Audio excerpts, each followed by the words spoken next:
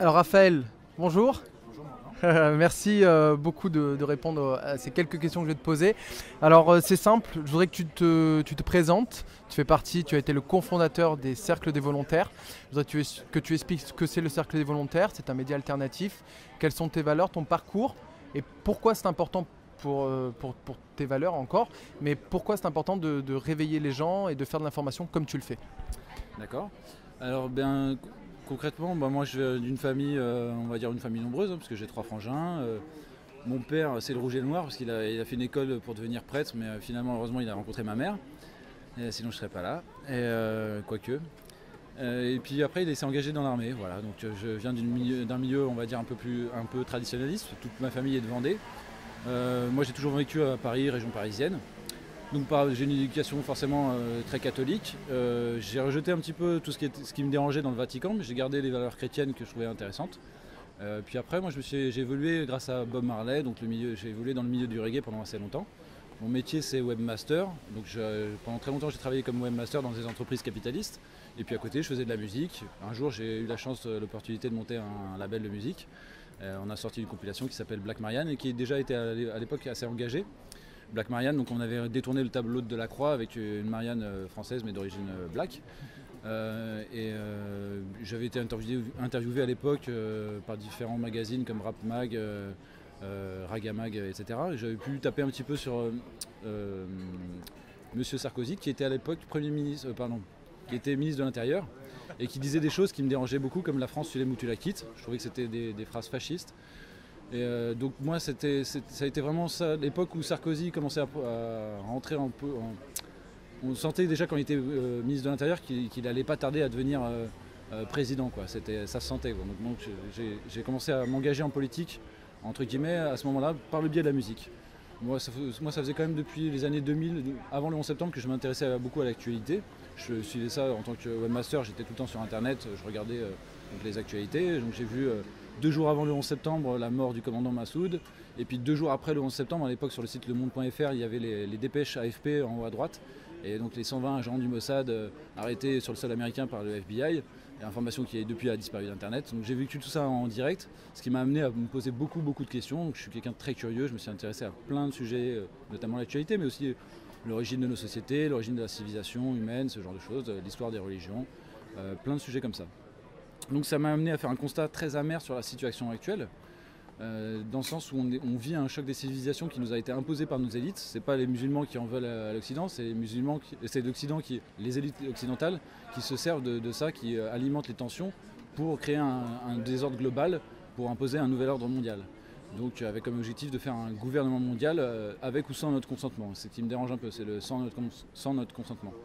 Voilà, donc le Cercle des Volontaires a été fondé en décembre 2011. Et juste avant, avec Jonathan qui est cofondateur, on a été vachement impliqué dans le mouvement des indignés. Mais on a été assez déçus de ce que ça a donné. Ça a suscité beaucoup d'attentes, d'aspirations, y compris chez nous, d'espoir. Et c'est assez vite retombé dans le sens où les indignés, c'était un mouvement organisé de manière horizontale, et surtout c'était une somme d'individualités. C'est-à-dire on n'était pas d'accord avec le système actuel, mais là où ça pêchait, c'était qu'est-ce qu'on fait après. On n'est pas content, mais concrètement, qu'est-ce qu'on fait et qu'est-ce qu'on propose, et surtout comment on s'organise, comment on laisse la parole les uns aux autres, comment on définit une stratégie commune.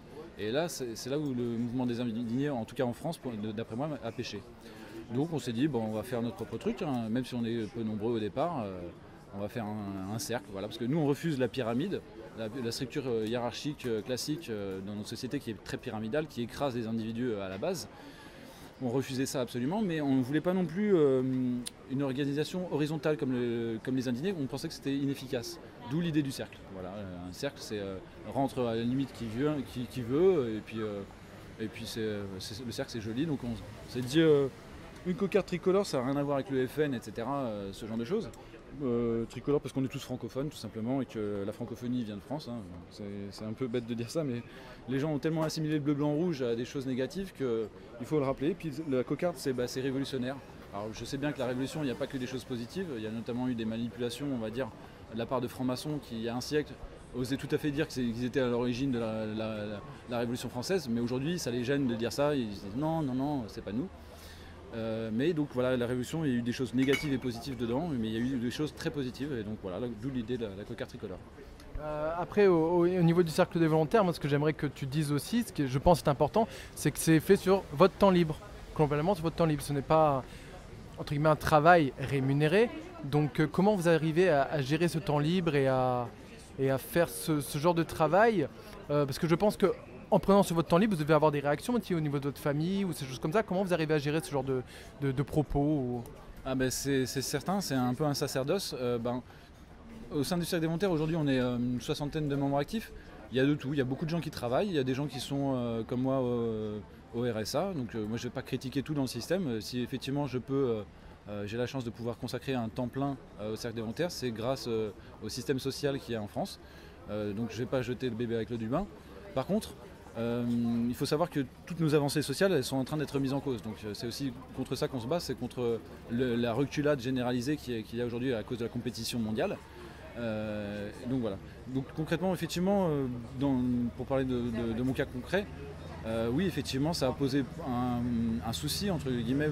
Les gens s'inquiétaient pour mon avenir. Ils se disaient, tu travaillais, tu étais webmaster, tu gagnais bien ta vie. Et c'est vrai que du jour au lendemain, j'ai mis un stop à tout ça. J'ai arrêté de travailler pour des entreprises capitalistes. La dernière boîte pour laquelle j'ai bossé, je leur fais un petit coucou, ça s'appelle acheterlouer.fr, tout un programme. Bon voilà, donc du jour au lendemain, j'avais l'impression de perdre mon temps. Même pire que ça, j'avais l'impression chaque jour que j'allais au travail, j'avais l'impression de mourir un peu plus. Et c'est quelque chose d'assez insupportable de se dire, bah voilà, j'ai envie de faire des choses, j'ai pas le temps, j'ai pas l'énergie. Et bon, maintenant j'ai le temps et l'énergie, mais j'ai moins l'argent pour le faire. Donc, et surtout, on n'en vit pas du tout, puisqu'on propose tout ce qu'on fait gratuitement sur Internet. Donc en ce moment, on essaie de réfléchir à des moyens pour continuer à proposer les choses gratuitement, tout en ayant les moyens à faire ce qu'on a envie de faire pour que ce soit pérenne et proposer quelque chose de qualité. Voilà, tout simplement. Donc, si tu veux préciser ta question, peut-être par rapport à ce que tu veux dire. Moi, c'est globalement l'avis qu'on peut avoir quand on a ce genre de sujet que tu traites. Ça veut dire une actualité vue différemment que par les médias dominants. Comment l'entourage peut réagir par rapport à ça quand on décide de s'impliquer alors qu'on est un humble citoyen, qu'on n'a pas des diplômes de journaliste, tout ça. Comment l'entourage réagit? C'est quoi que tu peux définir là-dessus? Il y a certaines personnes qui comprennent, il y en a d'autres qui ne comprennent pas. Forcément, il y a des gens qui m'ont peut-être des anciens amis qui m'ont un peu tourné le dos parce qu'ils ne comprenaient pas mon engagement. Il y en a d'autres qui ont mis du temps à le comprendre. Je vais prendre l'exemple de mon père, qui pendant très longtemps m'a vu comme un complotiste, pur et dur, par rapport au 11 septembre. Et puis j'ai eu la chance de faire un web documentaire assez long, 50 minutes sur le sujet du 11 septembre. Comme c'est moi qui l'a fait, bon, il a été obligé de le regarder, entre guillemets, et ça lui a fait complètement changer d'avis. Et aujourd'hui, c'est lui qui passe pour un complotiste auprès de ses anciens collègues, il fait partie d'un réseau qui s'appelle, pas le Lions Club, mais l'autre, le Rotary Club. Voilà, donc où il y a pas mal de francs-maçons, des choses comme ça. Des personnes engagées dans ce genre de, je ne sais pas si on peut dire spiritualité, mouvance, en tout cas mouvance. Et donc, les lignes évoluent, c'est-à-dire que peut-être qu'au départ ils ne comprennent pas forcément, puis il y a ceux qui auront la patience de m'écouter ou d'essayer de comprendre, puis il y a ceux qui ne veulent pas comprendre. Donc voilà. Après c'est vrai que les gens sont peut-être plus inquiets sur justement le fait qu'aujourd'hui je ne suis pas en 100% autonome, et ils ont envie que je sois autonome, comme toute personne qui est aimante vis-à-vis d'une autre personne, on a envie qu'elle soit autonome. Après je pense que les gens ont compris le sens de mon engagement. Encore une fois, c'est un petit peu un sacerdoce, quoi. Comme à une époque certains devenaient prêtres. Voilà, nous on s'engage dans la réinformation de nos concitoyens parce qu'on considère que le degré de désinformation via les médias dominants, le degré de propagande, j'ose le terme, est tellement fort que c'est ultra nécessaire. C'est pour notre salut, entre guillemets, le salut de notre esprit. Je ne vais pas parler d'âme, mais de notre esprit. Voilà, c'est nécessaire que des gens se dévouent à ça. C'est vrai. J'ai parlé de sacerdoce, voilà, de dévouement. C'est quelque chose, c'est un engagement. Bon, après, il y a des gens, on n'est pas tous obligés d'en faire notre activité principale. Il y en a qui ne peuvent pas parce qu'ils ont des familles à charge, et donc ils sont obligés de gagner de l'argent à côté. Voilà, chacun fait comme il peut, quoi, tout simplement. Qu'est-ce que ça t'inspire, toi, l'émergence justement de plusieurs médias et Internet la possibilité que ça crée. Qu'est-ce que tu en penses? Pour moi, c'est une des clés de la situation actuelle. Une des chances qu'on a aujourd'hui, c'est que l'Internet est quand même globalement hyper libre dans nos pays. Ce n'est pas le cas dans tous les pays du monde, mais dans nos pays, c'est le cas. C'est surveillé, mais c'est libre. On peut y dire ce qu'on veut. Et c'est une grande, grande, grande chance. Alors, bien sûr, notre action, à nous, le Cercle des Volontaires, s'inscrit justement grâce à des sites qui existaient depuis 5-10 ans, comme Reopen, 9/11, etc., qui nous ont précédés. Et puis, bien avant eux, il y a eu plein de penseurs, d'écrivains. Et puis, avant ces écrivains, il y a eu des penseurs, des philosophes, des prophètes. Donc bref, on n'est que le maillon d'une chaîne, hein. Vraiment on s'inscrit complètement là-dedans, on n'est qu'un maillon. Mais on a l'orgueil entre guillemets de penser que notre action n'est pas inutile grâce justement à tous les témoignages d'internautes, de gens qu'on rencontre en manif, qui nous disent voilà ce que vous faites c'est bien, on tend le micro à des gens à qui on ne donne jamais la parole d'habitude et ils peuvent s'exprimer, ils peuvent dire ce qu'ils ont sur le cœur. Et voilà, rien que pour ça, je pense que c'est pas inutile ce qu'on fait. Le Cercle des Volontaires, ça équivaut à combien de visites, combien de vues globalement? Est-ce que tu as eu une échelle de montée de progression? Oui, avant les vacances, on était entre 3 et 5 000 visiteurs par jour. Là, on monte à des pics. On a eu un pic qui a fait tomber notre serveur d'ailleurs, à 67 000 pages vues. C'était un jeudi fin du mois d'août, avec l'actualité sur la série qui a été très chargée. Donc on a une très forte montée, une très forte augmentation d'audience, donc ça fait plaisir aussi. Voilà, donc c'est aussi un travail en réseau, hein. Si on a cette audience-là aujourd'hui, c'est grâce à tous les autres médias comme nous qui nous relaient. Nous on essaie de relayer le travail des autres et vice-versa. Donc travail en réseau, quoi, en bonne intelligence. L'armée mexicaine, il n'y a pas un chef, mais voilà, on va tous dans la même direction, en tout cas on essaye. Moi, je voulais revenir sur Internet en quelques mots. Selon toi, on ne va pas essayer de le contrôler de plus en plus?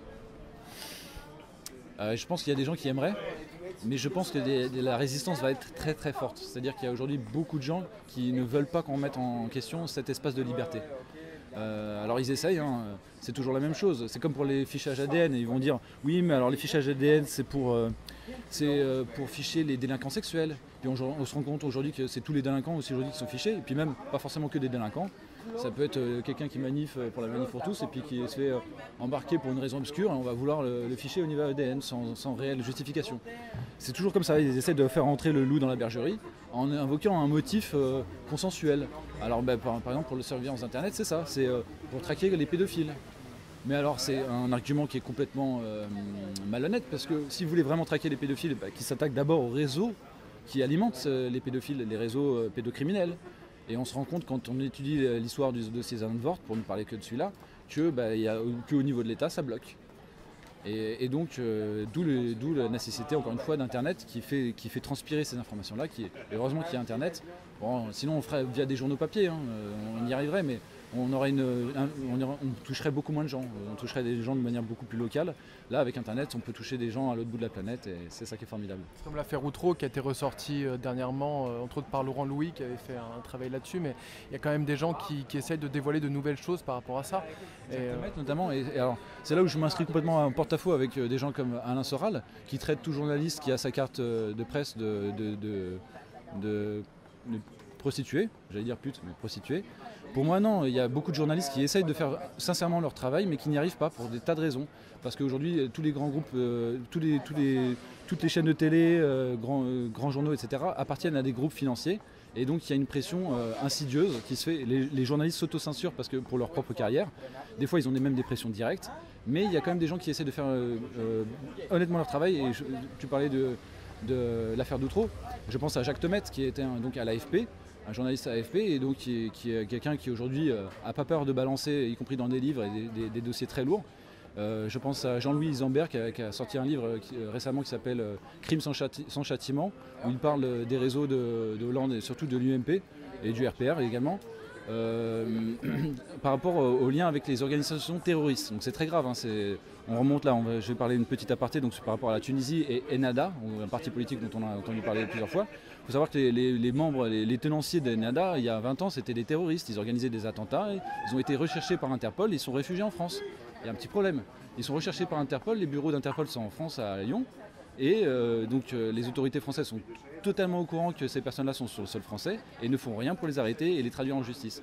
Donc il y a là clairement des liens entre le pouvoir politique et les organisations terroristes.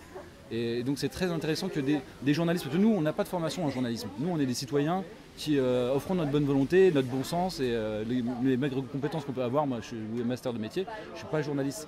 Donc j'essaie de faire attention au travail sur les sources, qui dit quoi, d'où ça vient, etc. De recouper, vérifier les informations. Mais je trouve ça génial que des journalistes du Sérail ne sont pas des prostituées, contrairement à ce que dit Alain Soral, et font honnêtement leur travail. Et je pense que c'est des exemples à suivre et qu'il y en aura de plus en plus aujourd'hui parce que les gens, il ne faut pas croire, hein, ils ont tous une confiance. Et même si cette confiance, ils la mettent sous un boisseau, ils la mettent en veilleuse parce que voilà, il faut manger, ce qu'on leur demande est tellement de plus en plus dégueulasse qu'aujourd'hui, il y a de plus en plus de gens qui se réveillent. Voilà.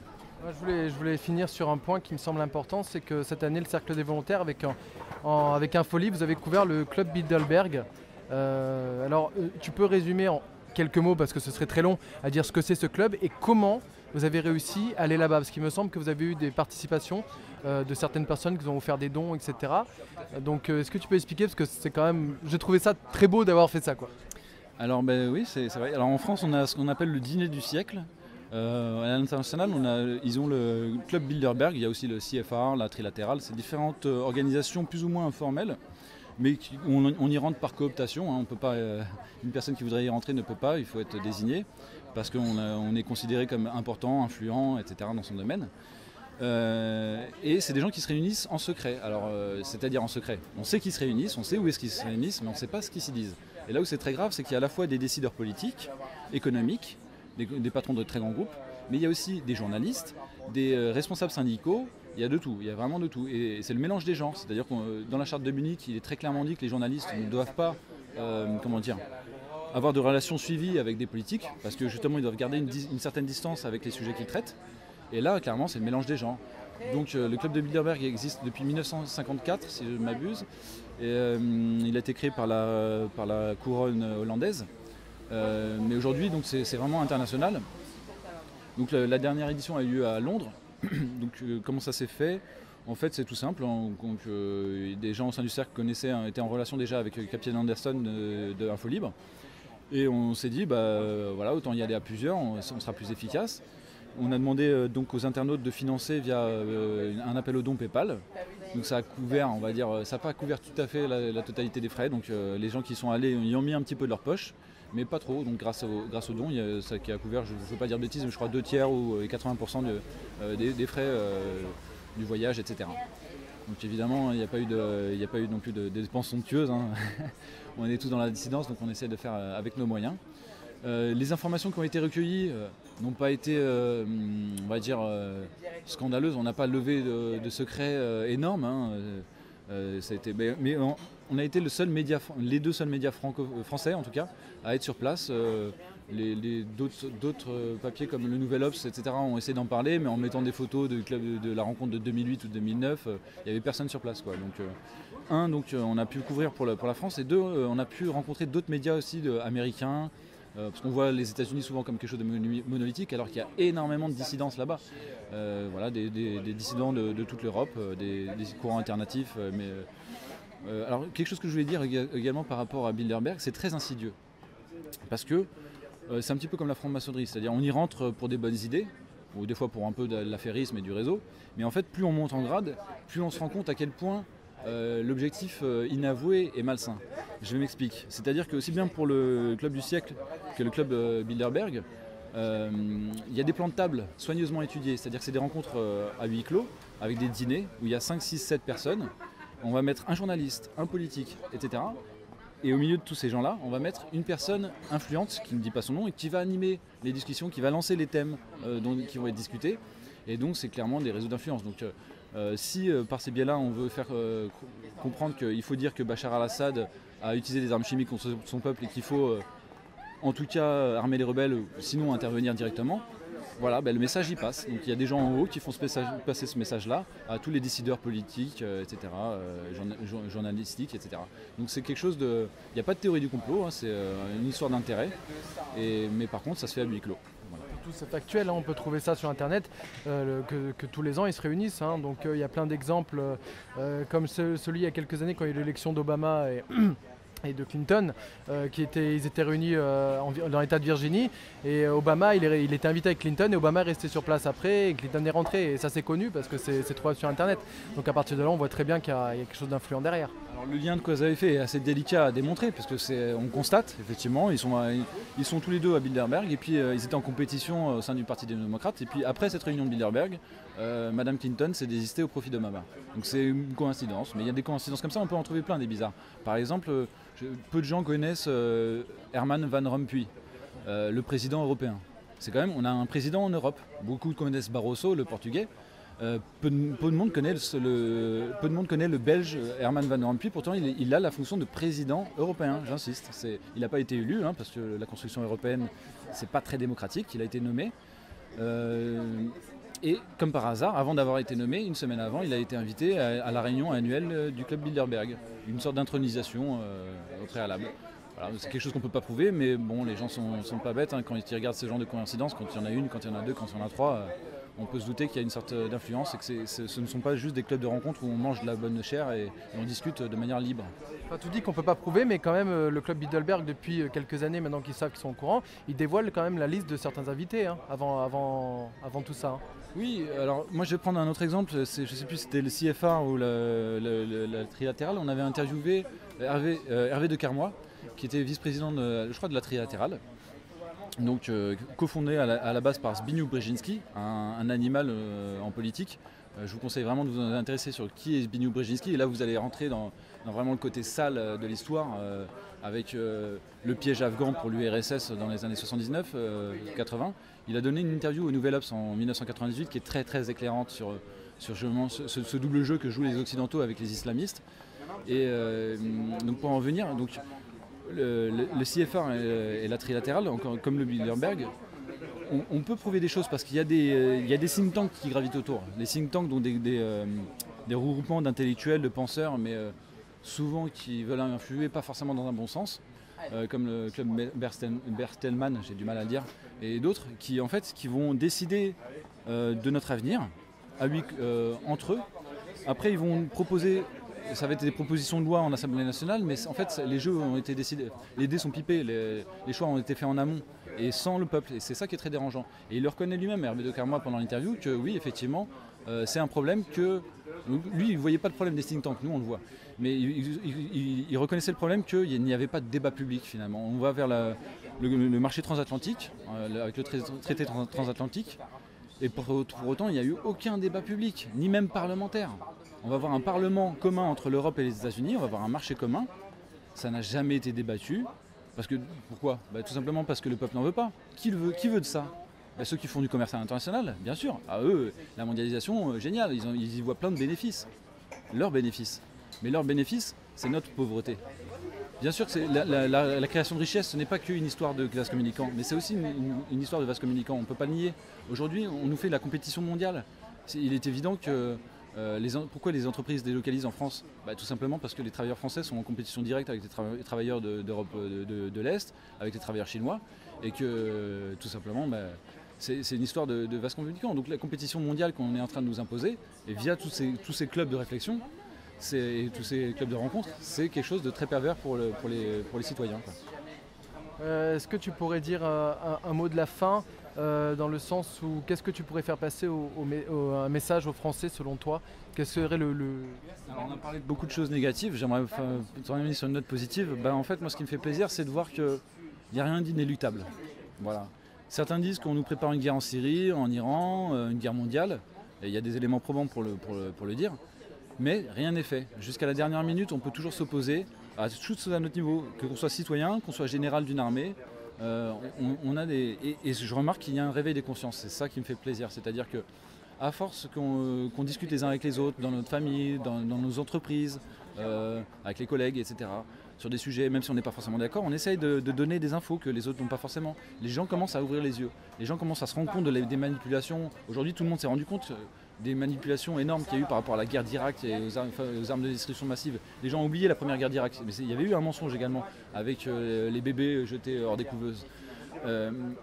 Et les gens aujourd'hui sont de moins en moins dupes, et ça, je trouve ça génial. C'est-à-dire qu'il y a un réveil des consciences, Et c'est notre chance, quoi. Si on veut un jour éviter qu'il y ait une sorte de dictature mondiale via un nouvel ordre mondial, un gouvernement mondial, si on veut éviter qu'il y ait une guerre mondiale et un choc des civilisations, etc., des dissensions intercommunautaires qui sont de plus en plus exacerbées, eh ben, les gens aujourd'hui se retroussent les manches, ils parlent on voit à Paris, hein, les gens ne se parlaient plus, etc. C'est encore largement le cas, mais les gens en ont tellement marre qu'on se force un petit peu dans le métro à discuter, à être agréable, à être moins en compétition les uns avec les autres pour avoir un siège dans le métro. On laisse de plus. Alors qu'à une époque, c'était il y a 80 ans en arrière, tout le monde laissait sa place à une grand-mère. Il y a 10 ans, ou il y a 15 ans, ou il y a 5 ans, plus personne ne le faisait. Et aujourd'hui, on a un mouvement de basculier inverse. Voilà, on a été tellement loin dans le négatif qu'aujourd'hui, eh ben non, les gens ont envie de voir leur famille, ils en ont marre de faire tout pour le travail, ils en ont marre de ces choses-là. On en a marre du vide spirituel de notre société, de tout matérialisme, la fuite en avant. Les gens en ont marre et ils veulent des vraies choses, quoi. La convivialité. En France, on est quand même un des pays de la convivialité. Et donc voilà, je suis content d'être avec vous aujourd'hui. Et je nous souhaite bonne chance et je suis sûr qu'on va y arriver. Merci Raphaël en tout cas de m'avoir accordé cette interview. Et tu peux redonner le nom de ton site? Bien sûr, cercledesvolontaires.fr. Donc, et puis donc voilà, chaîne YouTube, sur Facebook, on est là. Merci Raphaël.